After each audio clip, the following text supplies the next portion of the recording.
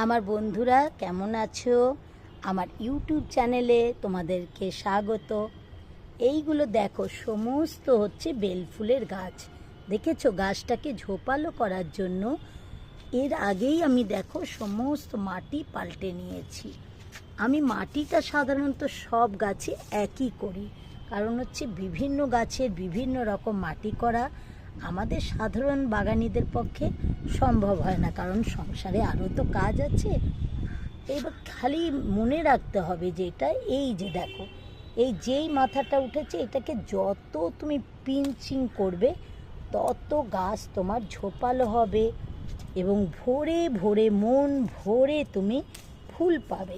আমি যখনই আসি আমার এই গাছগুলোর পাতা যখনই দেখি কচি ডগা বেরিয়েছে, এটাকে আমি এই মাসটাই পিঞ্চিংটা করব, কারণ পরের মাস থেকে এতে কিন্তু ফুল আসা শুরু হয়ে যাবে। ফুল একটা দুটো যেটা আসে সেটাও আমি কেটে দিই, কারণ হচ্ছে এখন যদি ওই ফুলের মায়া করি তাহলে সারা বছর কিন্তু ভালো ফুল পাবো না। সেই জন্য এখন পিঞ্চিং করলাম।